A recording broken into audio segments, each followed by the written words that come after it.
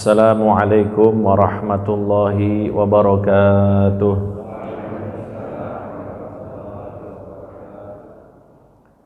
Bismillahirrahmanirrahim. Alhamdulillahi rabbil alamin. Allahumma salli wa sallim wa barik ala sayyidina Muhammadin wa ala alihi wa sahbihi ajma'in. Amma ba'du. Para hadirin kaum muslimin wal muslimat, jamaah Masjid Al-Iqbal yang insyaallah selalu dirahmati oleh Allah Subhanahu wa taala. Pada kesempatan ini pastinya kita selalu mengamati dan mengikuti berita-berita tentang saudara-saudara kita yang ada di Palestina.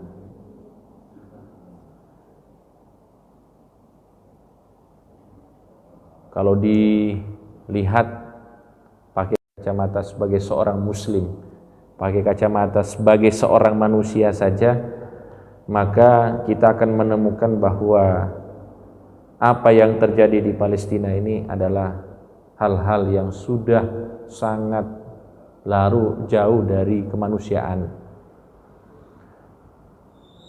Betapa orang-orang yang lemah, orang-orang yang tidak pantas untuk diikut sertakan dalam konflik ini menjadi korban, ya, termasuk orang tua, perempuan-perempuan, anak-anak kecil, bahkan balita sekalipun, anak-anak yang baru lahir pun turut menjadi korban dalam peperangan ini. Dan kita tidak bisa melakukan banyak. Kita hanya bisa berdoa kepada Allah Subhanahu wa taala, semoga mereka diberikan oleh Allah Subhanahu wa taala hadiah yang terbaik di sisi Allah Subhanahu wa taala.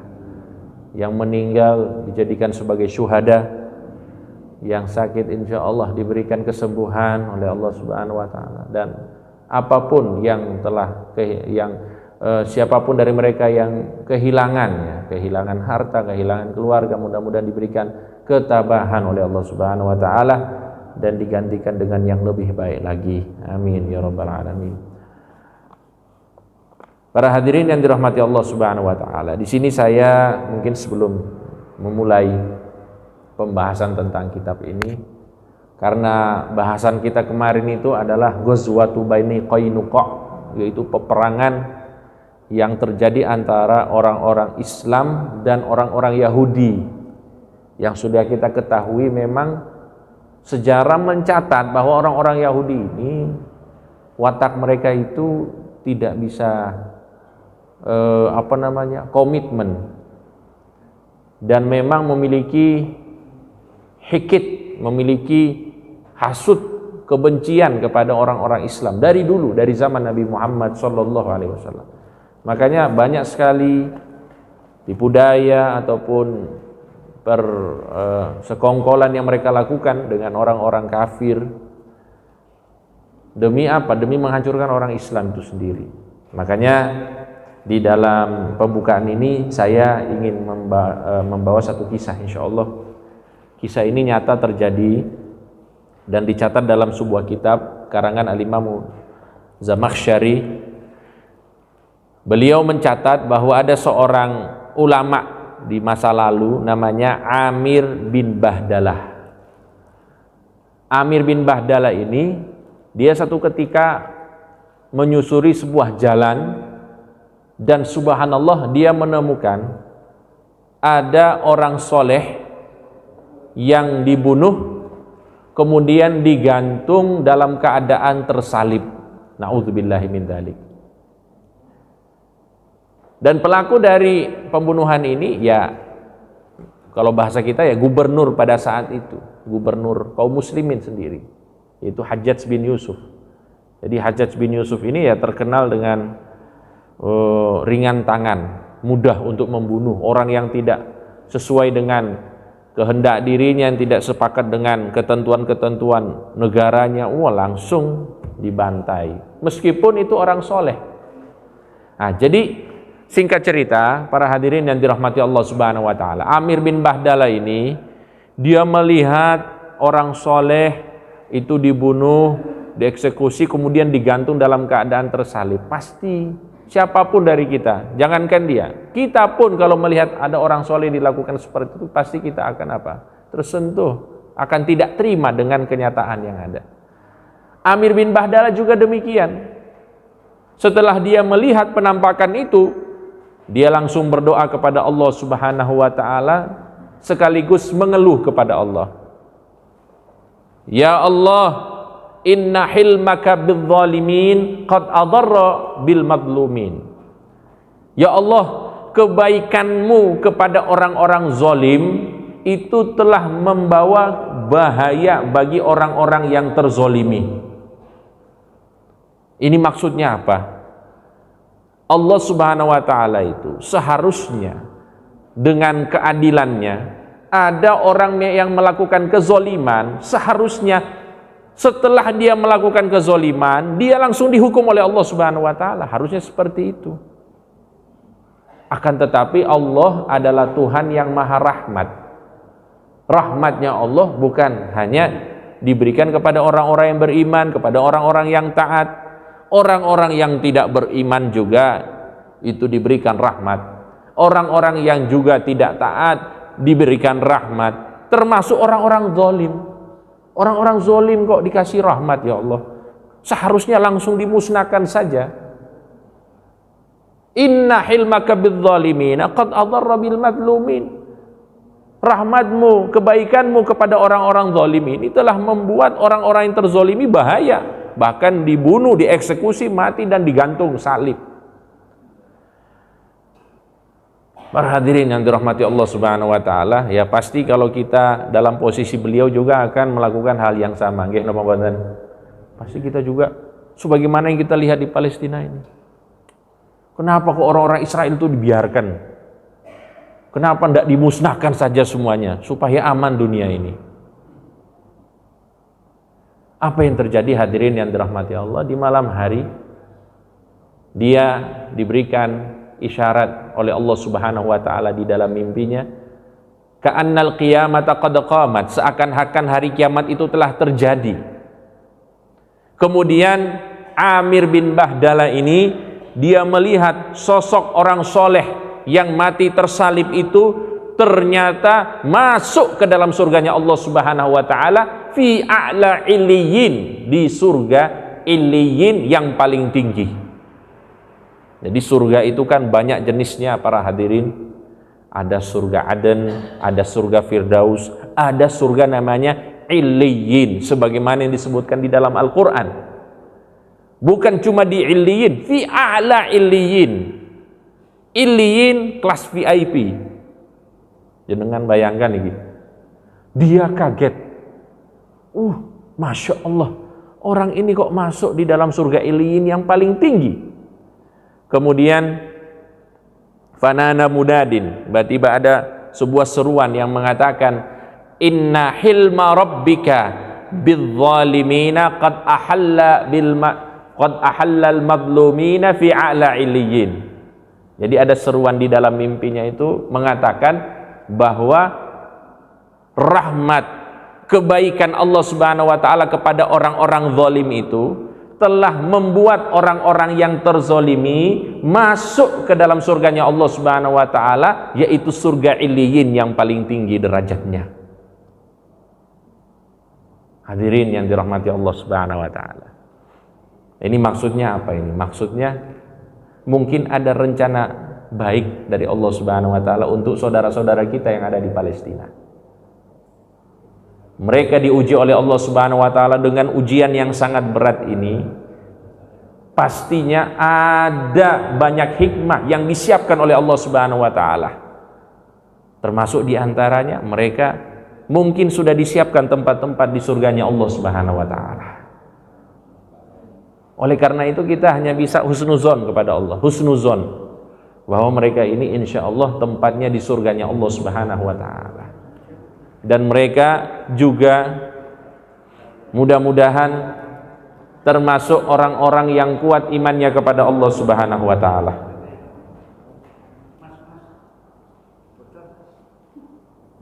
Nah, itu segera diganti nih,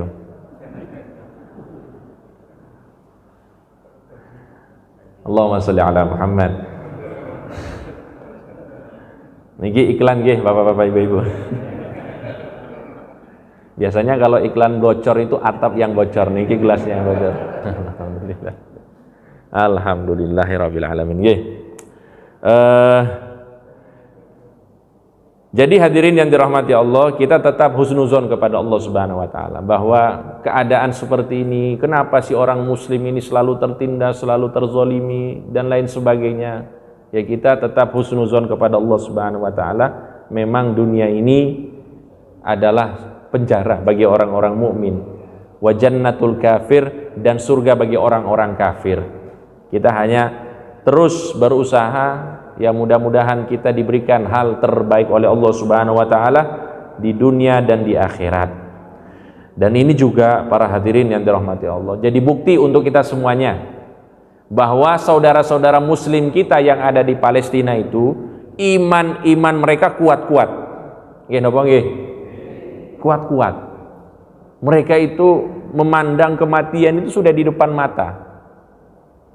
Kalau kita itu mikir-mikir mati ya kadang-kadang kalau sudah mulai sakit niku mikir mati. Tapi pas enak-enak ya enggak pikir mati. Mereka itu setiap saat ngingat mati. Bahkan subhanallah anak-anak mereka ditulis tangannya itu dengan nama-nama mereka. Supaya nanti kalau terjadi sebuah kejadian yang tidak diinginkan, kemudian ada yang wafat dari mereka itu bisa diketahui. Tangannya ditulis, kakinya ditulis. Oh ini supaya bisa dideteksi, subhanallah. Itu keadaan saudara-saudara kita yang ada di sana.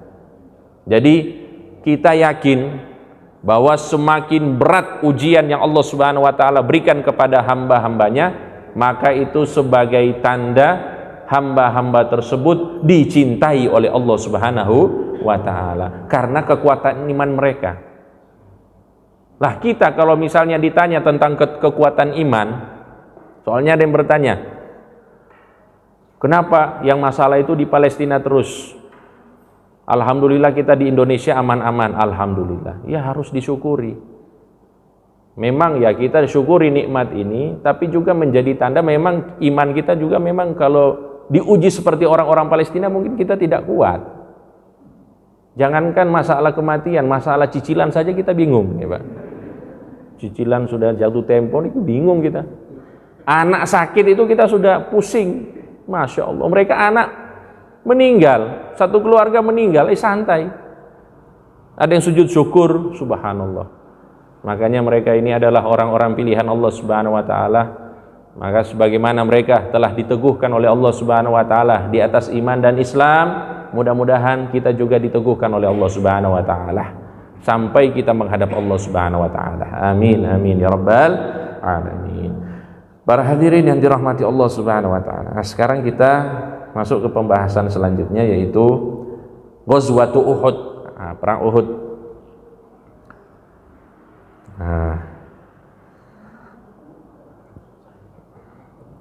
Perang Uhud ini termasuk perang yang panjang. Ini kalau saya lihat lembarannya ini mungkin ada 10 lembar. Kalau kita bahas semuanya ini tidak cukup waktunya, jadi kita ambil apa yang bisa kita bahas dalam kesempatan ini dan apa pelajaran-pelajaran yang bisa kita ambil dari peristiwa perang Uhud yang dihadiri oleh Rasulullah sallallahu alaihi wasallam. Nah, sekarang begini. Kalau kita ingin mengkaji sebuah peperangan yang terjadi di zaman Rasulullah sallallahu alaihi wasallam, kita harus cari tahu dulu latar belakangnya. Nah, ini sebelum saya mulai, saya mau tanya dulu, latar belakang terjadinya perang Badar itu apa?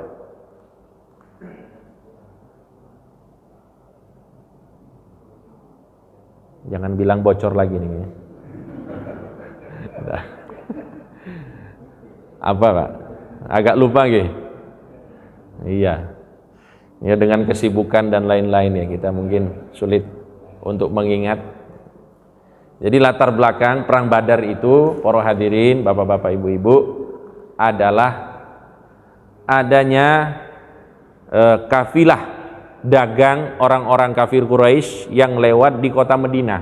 Mereka kafilah ini datang dari negeri Syam, dari Palestina, Mereka mau ke Mekah, tapi pasti lewat kota Madinah, karena dari utara ke selatan.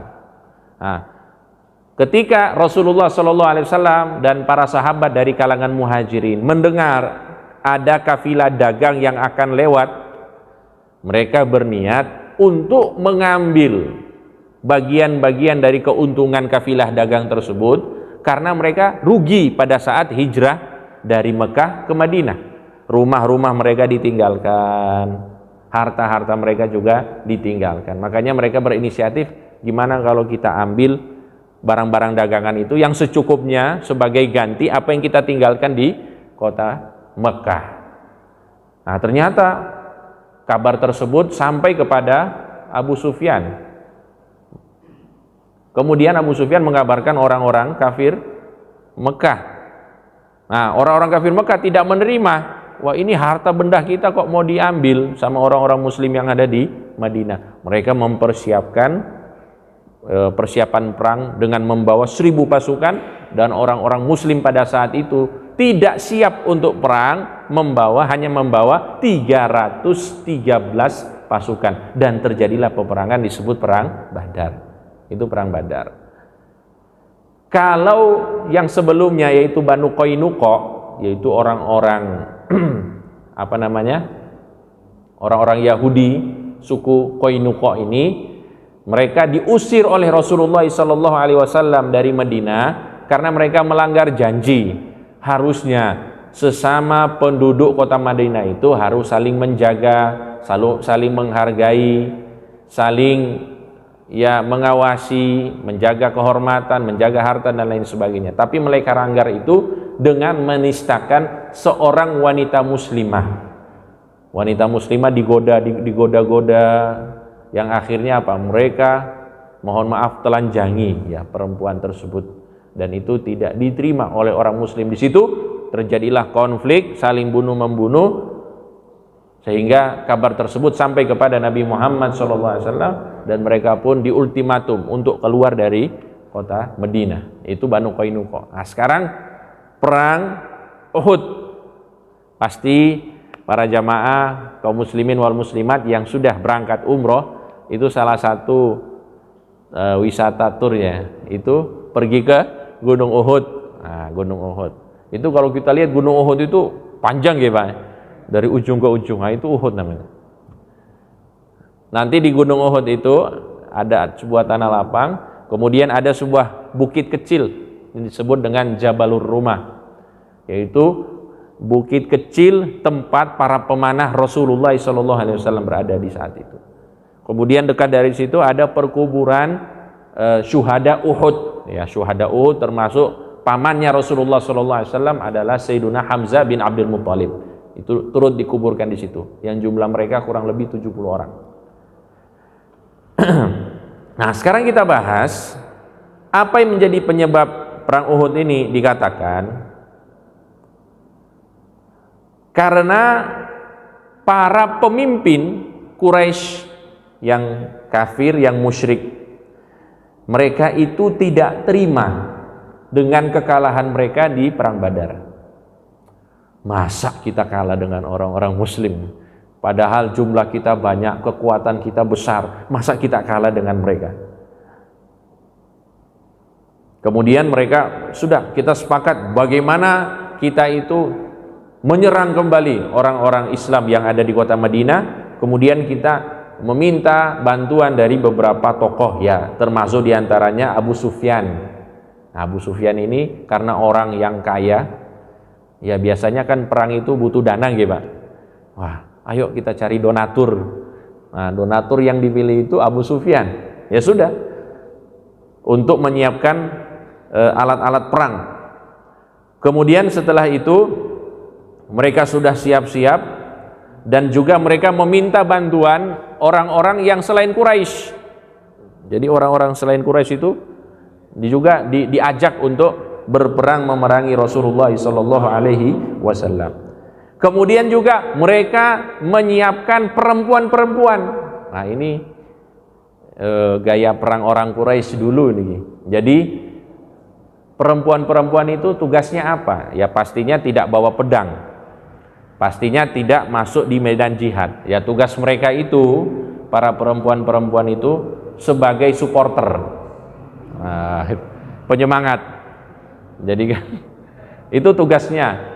Jadi orang-orang Quraisy ini sengaja membawa perempuan-perempuan sebagai penyemangat supaya para mujahid, ya mujahid, para ya yang perang, ya ikut perang dari golongan kafir Quraisy ini bersemangat di dalam perang. Kemudian juga diharapkan mereka ini malu untuk kabur. Nah, itu salah satu alasannya. Jadi kan kalau lagi perang disemangati, ternyata didesak oleh orang-orang muslim misalnya. Ini kan ya biasanya kalau sudah terdesak akhirnya apa? Kabur. Nah, kalau di belakang mereka kan perempuan, itu malu balik lagi, akhirnya harus ya perang lagi. Ya itu tujuannya. Jadi supaya membuat para pejuang-pejuang itu tidak malu untuk kabur. Nah, itu tujuan mereka kenapa mendatangkan wanita-wanita di dalam peperangan, dalam perang ini ya, perang Uhud. Kemudian juga sebagai ya penyedia makanan, kemudian juga sebagai para suster ya yang mengobati para tentara-tentara ataupun pasukan-pasukan kaum musyrikin. Nah, ini yang dikatakan di dalam sejarah. Kemudian dikatakan bahwa jumlah pasukan perang orang-orang kafir Quraisy pada saat itu di perang Uhud jumlahnya 3.000. Masya Allah, tidak tanggung-tanggung. Kalau di perang Badar 1.000, kalau di sini 3.000, berarti 3 kali lipat ini, Masya Allah. Nah, para hadirin yang dirahmati Allah, kemudian kabar tersebut terdengar oleh Rasulullah SAW. Setelah itu beliau memberikan 2 pilihan kepada para sahabat. Ya, sama di perang Badar dulu kita menemukan sebuah fakta bahwa Rasulullah SAW sebelum berperang itu suka bermusyawarah, meminta pendapat dari para sahabat. Jadi tidak otoriter. Pokoknya saya kan Rasul, saya pemimpin, keputusan saya adalah mutlak, tidak boleh diganggu-gugat. Tidak seperti itu Rasulullah SAW. Karena kalau Rasulullah seperti itu, maka para otoriter itu punya dalil. Punya dalil, bisa bilang, wah Rasulullah saja seperti itu. Iya kan? Tapi kan kita menemukan ternyata Rasulullah SAW adalah orang yang sangat demokratis. Artinya beliau itu memberikan keluasan, memberikan kesempatan kepada para sahabatnya untuk memberikan saran, arahan, pendapat dan lain sebagainya. Agar apa? Agar bisa bersepakat dalam satu visi dan misi yang bisa dikerjakan bersama-sama. Itulah Nabi kita Muhammad sallallahu alaihi wasallam. Nah, pilihan yang diberikan oleh Rasulullah ini 2. Karena pasti mereka diserang. Ini orang-orang kafir Quraisy sudah siap-siap, udah mau jalan. Pilihannya 2. Kita tetap di Madinah menunggu orang-orang kafir Quraisy, atau kita hadang mereka di jalan. Masya Allah. Kita di Madinah atau kita hadang langsung. Maka terdapat 2 kubu dari para sahabat Nabi Muhammad SAW. Nah, ini 2 kubu ini diwakili oleh kubu anak-anak muda dan kubu orang-orang tua. Jadi memang dari dulu sering terjadi konflik antara anak muda dan orang tua ini. Nah, dikatakan kalau menurut orang-orang tua dari kalangan sahabat, kita lebih baik di Madinah saja. Kita tunggu mereka, kita tidak usah keluar.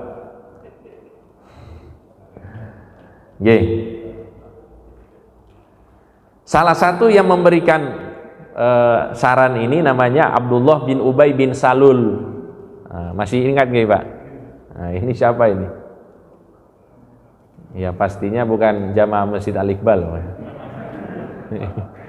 Namanya saja Abdullah bin Ubay bin Salul. Masya Allah. Ini Abdullah bin Ubay bin Salul ini ya tokoh munafik. Dia memang yang sangat-sangat luar biasa dalam menghalangi dakwanya Rasulullah sallallahu alaihi wasallam. Nah, dia bilang sudah, tidak usah, kita di Madinah saja.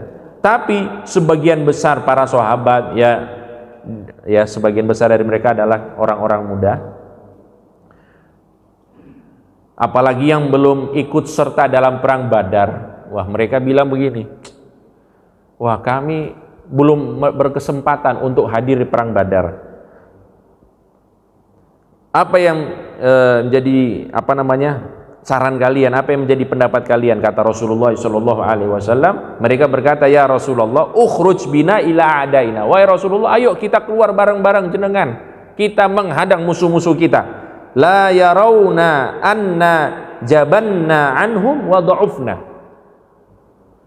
Jangan sampai mereka itu mengira bahwa kita ini penakut, kita ini lemah. Nah, biasa kan, anak-anak muda itu kan mengandalkan apa? Kekuatan. Tanpa pikir panjang, ya sudah, kita lawan, mereka serang, kita lawan, mereka jual, kita beli. Kalau bahasa sekarang nih, istilahnya dengan emosi seperti itu. Akhirnya apa? Mereka itu sebenarnya kalau dilihat dalam sejarah, dikatakan bahwa Rasulullah Shallallahu Alaihi Wasallam itu di dalam perang Uhud ini sebenarnya tidak ingin keluar ke Uhud sebenarnya. Di dalam riwayat itu disebutkan beliau itu cocok dengan pendapatnya para sesepuh. Ini pendapat sesepuh yang beliau pilih sebenarnya. Tapi beliau melihat anak-anak muda ini yang jumlahnya banyak, ya mayoritas ya secara aklamasi pasti mereka menang.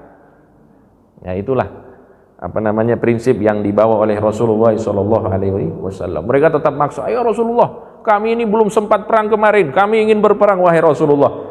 Apa yang dilakukan oleh Rasulullah SAW, karena banyak sekali pendapat-pendapat seperti itu, fadakhala baitahu wa labisa dir'ahu wa akhadha silahahu.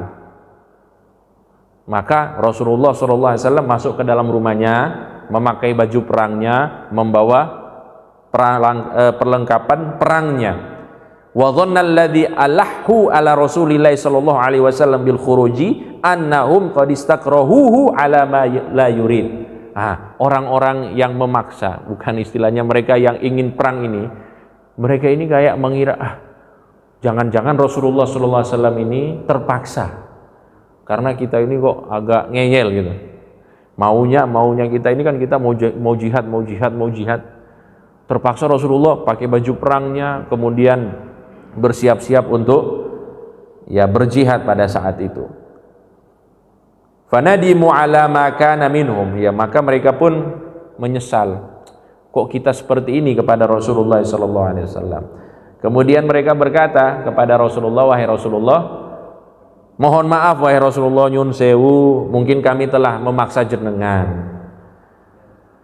Mohon maaf kalau misalnya jenengan pilih untuk tidak berperang, tidak keluar, kami ikut jenengan. Nah, ini kata anak-anak muda. Akhirnya mereka sepakat dengan pendapatnya para sesepuh pada saat itu. Tapi apa jawab Rasulullah sallallahu alaihi wasallam? Beliau menjawab dengan begitu gagahnya, ma yang bagi linabiyyin idza labisa la'matahu ay dir'ahu an yadhaha hatta yuqatil. Tidak pantas bagi Rasulullah sallallahu alaihi wasallam seorang nabi yang sudah memakai pakaian perangnya terus dilepas lagi sebelum berperang. Masya Allah. Maju, pantang mundur. Ya sudah, kalau sudah seperti ini ayo kita maju. Nah, itulah yang menjadi latar belakang kenapa terjadi perang Uhud. Dan dikatakan bahwa Rasulullah SAW keluar dari kota Madinah menuju kawasan Uhud. Uhud itu masih di kawasan Madinah, tidak jauh dari situ, dengan membawa 1000 sahabat. Berarti berapa? 3:1 Pak? 3000 banding 1000. Tetap Masya Allah sedikit jumlahnya dibandingkan para musuh mereka. Pada tanggal 7 Syawal 3 Hijriah. Nah, ini tanggal perang Uhud. 7 Syawal 3 Hijriah. Itu tanggal mereka keluar dari kota Madinah. Sallallahu alaihi wasallam. Hadirin yang dirahmati Allah. Nah, ini perhatikan dulu, ini belum berakhir nih Ki. Jadi kan pasukan sudah siap 1.000 orang, sudah berjalan menuju Uhud. Ternyata di jalan ada sebagian orang-orang muslim ini menarik diri, mereka mundur. Kami tidak jadi perang, sudah. Kami tidak jadi perang. Nah, salah satu yang menjadi provokatornya adalah Abdullah bin Ubay bin Salul. Ini Salul nih. Yang jadi masalah terus dia. Pokoknya dia yang provokasi. Ini kalian kalau ke sana ini jumlah mereka 3.000, kita 1.000, ya mati kita nanti. Nah, jadi istilahnya diprovokasilah para sahabat Nabi Muhammad sallallahu alaihi wasallam sampai dikatakan 1/3 dari 1.000 itu mundur. Jadi kurang lebih 300 mundur. Sisanya berapa? 700. Ini kiprangnya. 700 lawan 3.000. Jangan bayangkan ini. Allahumma shalli ala Muhammad. Hadirin yang dirahmati Allah. Nah, jadi ya kurang lebih seperti itu latar belakang dan sedikit dari apa yang disampaikan di dalam kitab ini tentang bagaimana keadaan perang sebelum perang Uhud. Jadi istilahnya persiapan perang baik dari pihak kaum muslimin dan pihak orang-orang kafir Quraisy. Nah, kemudian sebelum saya tutup, sebelum terjadi perang itu dan mundurnya orang-orang munafik, ya sebagian orang munafik dan orang-orang muslim yang terprovokasi ikut pulang 300 orang, sisa 700 orang. Sebagian sahabat itu mereka mengusulkan kepada Rasulullah SAW, wahai Rasulullah, bagaimana kalau kita minta bantuan orang-orang Yahudi? Kan kita tinggal bersama orang Yahudi, kita punya piagam Madinah untuk saling menolong satu sama lain, saling melindungi satu sama lain. Bagaimana kalau kita minta bantuan mereka untuk melawan orang-orang kafir Quraisy? Apa jawab Rasulullah sallallahu alaihi wasallam? La nastansiru bi ahli syirki ala ahli syirki. Kita tidak akan meminta bantuan dari orang-orang musyrik untuk memerangi orang-orang musyrik. Ini kan sama musyriknya, masa kita minta bantuan sama mereka? Takutnya akhirnya kita yang dibantai oleh mereka. Nah, ini sudah menjadi prinsip hidupnya Nabi Muhammad sallallahu alaihi wasallam. Dan ini nanti akan ada implikasinya dalam hukum. Apakah boleh kita berperang dan meminta bantuan orang-orang kafir dalam peperangan kita atau tidak boleh? Sebagian besar ulama mengatakan tidak boleh. Tidak boleh. Jadi kita mau berperang dengan orang kafir, minta bantuan orang kafir, ini katanya tidak boleh. Sebagian besar ulama. Tapi sebagian yang lain seperti Imam Syafi'i, beliau membagi orang-orang kafir itu menjadi dua. Ada orang kafir yang bisa dipercaya, ada yang tidak bisa dipercaya. Orang kafir yang bisa dipercaya ini bisa diminta bantuan mereka. Tapi repot nggih Pak nih. Ini yang bisa dipercaya siapa ini? Apalagi zaman sekarang. Yang lebih repot lagi, memerangi orang muslim dengan bantuan orang kafir. Nauzubillahi min dzalik. Ini zaman sekarang. Ulama dulu bercerita memerangi orang kafir dengan bantuan orang kafir. Ini memerangi orang muslim dengan bantuan orang kafir. Nauzubillahi min dzalik. Sebagaimana yang terjadi di Palestina. Ada tentara muslim berperang melawan Palestina sekarang, membantu malahan orang-orang kafir untuk memerangi orang-orang muslim. Na'udzubillahi min dzalik. Mudah-mudahan hati-hati kita tetap diberikan kekuatan iman oleh Allah Subhanahu wa taala, tetap menjalankan syariat Nabi Muhammad SAW dan tidak berpaling dari jalan ini. Amin amin ya rabbal alamin. Ini saja dari saya, insyaallah ada manfaatnya. Wallahu taala alam, sallallahu alaihi wasallam Muhammadin wa ala alihi wa sahbihi wasallam. Alhamdulillahi rabbil alamin. Amin. Bismillahirrahmanirrahim. Alhamdulillahi rabbil alamin. Allahumma salli wa sallim wa barik ala nabiyyina Muhammadin wa ala alihi wa sahbihi ajma'in. Allahumma ahyina ala sunnati nabiyyina Muhammad sallallahu alaihi wasallam wa amitna ala millatihi wahsyurna fi zumratihi wa adkhilna al-jannata tahta liwaihi wa awridna hawdahu ya Allah washmalna bi syafaatihi wajzihi anna khaira ma jazaita nabiyyan an ummatihi bi rahmatika ya arhamar rahimin. Allahumma ja'al jam'ana hadha jam'an marhuma wa tafarruqana min ba'dihi tafarruqan ma'suma wa la taj'al minna wa la fina wa la bainana shaqiyya wa la mahruma bi rahmatika ya arhamar rahimin. Allahumma shfi mardana wa mardal muslimin. Allahumma ighfir mautana wa mautal muslimin khususan li ikhwanina fi Palestin. Allahumma ansurhum wa la tansur alaihim. Allahumma wahid sufufahum. Allahumma ijma' kalimatahum alal haqqi ya Allah ya rabbal alamin. Allahumma dammir a'da'aka a'da'ad-din. Allahumma dammir a'da'aka a'da'ad-din. Allahumma shattit syamlahum wa farriq jam'ahum ya Allah ya rabbal alamin. Rabbana atina fid dunya hasanah wa fil akhirati hasanah wa qina adzaban nar. Allahumma hadzal du'a wa minkal ijabah wa hadzal jahdu wa alaika tuklan wa inna lillahi wa inna ilaihi raji'un wa la haula wa la quwwata illa billahil aliyyil azim.